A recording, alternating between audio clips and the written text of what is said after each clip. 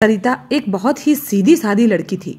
विवाह योग्य होने पर माता पिता ने विनय नामक लड़के से विवाह तय कर दिया, जो अपने माता पिता का इकलौता लड़का था। शादी धूमधाम से हुई और कुछ वर्ष बाद एक लड़के का जन्म हुआ और नाम रखा रोहित। खूब खुशियां मनाई गई। लड़का धीरे धीरे बड़ा होने लगा। इधर समय के साथ विनय और सरिता के माता पिता भी दुनिया में नहीं रहे। इधर रोहित धीरे धीरे 20 वर्ष का हो गया। स्कूल का वह टॉपर था। हाई स्कूल का रिजल्ट निकला तो फिर टॉप आया। दोस्तों ने पार्टी रखी। पार्टी शहर से दूर एक जंगली एरिया में थी। एक आलीशान कोठी थी जंगल में। माता पिता को घर में प्रणाम करने के बाद रोहित ने कहा, शाम को सभी के साथ पार्टी के लिए जाना है, और फिर यह बताकर कि रमन ने पार्टी दी है तो हम एंजॉय करेंगे, चला गया। सरिता व विनय ने सोचा, चलो कभी कभार एंजॉय करने भी दो, रात दिन तो पड़ता ही है। कोठी में पहुंचते ही तेज म्यूजिक व मेज पर शराब की कुछ बोतल थी। रोहित ने कहा, यह क्या, म्यूजिक तो ठीक था, पर यह क्या, शराब क्यों? तो रमन बोला, यार एक दिन की ही तो बात है, कौन सा पहाड़ टूटने वाला है। सुबह जब घर जाएंगे तो नशा उतर जाएगा। रोहित काफी मनाने के बाद राजी हो गया। रमन बोला, एक गिफ्ट तुम्हें रात में मिलेगा, मना मत करना। एक दिन की ही तो बात है, यह दिन कौन सा रोज आने वाला है। 5 दोस्त थे। सभी ने पैग लगाए, सिगरेट जलाई और झूम कर नाचे। फिर थक गए तो अपने अपने रूम में चले गए। रोहित जैसे ही रूम में पहुंचा, कुछ लड़खड़ाया तो किसी की कोमल बाहों ने थाम लिया। वह स्पर्श बहुत ही सुंदर था। इसके बाद क्या हुआ रोहित को कुछ पता नहीं चला, और सुबह उठा तो देखा वह खूबसूरत नव यौवना तैयार होकर जाने वाली थी। रोहित ने रोक लिया, कौन हो तुम? इतनी खूबसूरत हो फिर भी ये गंदा काम करती हो। वत्सला नाम था उसका। पलट कर बोली, हम लोगों को कौन प्यार करेगा, हमारी जिंदगी तो यहीं बनने वाली है। आज पहली बार आपके साथ थी, कल कोई, फिर कोई।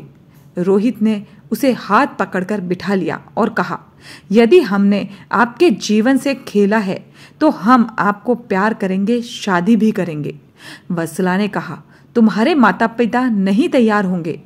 रोहित ने कहा, 1 वर्ष बाद हम बालिग हो जाएंगे, फिर तुम्हें कानून के रास्ते अपना बना लेंगे, कोई बाधा नहीं होगी। 1 वर्ष हम इसी तरह मिलते रहेंगे। रोहित वत्सला के ख्वाबों में ही खोया रहता। झूठ बोलकर घर से बाहर घुमाने ले जाता, खूब पैसे खर्च करता, यहाँ तक कि फीस भी। नशे की लत भी लग गई थी।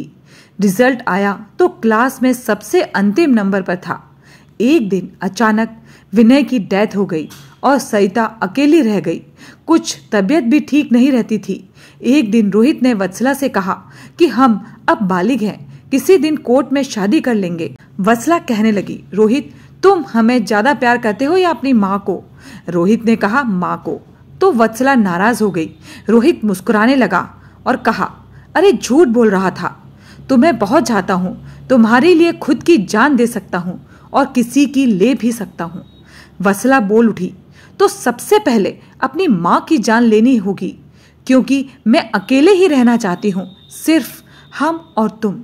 रोहित का सर चकरा गया और कहा, हम ये नहीं कर सकते, हम माँ को बहुत प्यार करते हैं। वत्सला ने कहा, शादी तभी होगी जब आप यह काम करोगे।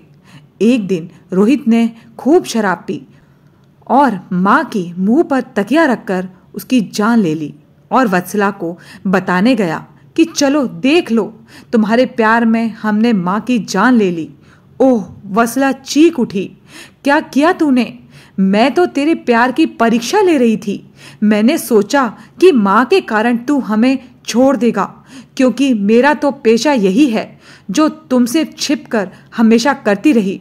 हम लोग यदि शादी करने लगे तो कोठे खाली हो जाएंगे, और तेरे जैसे अमीरजादे हमारी कोठी की शान कैसे बनेंगे? ओह, इतना बड़ा धोखा!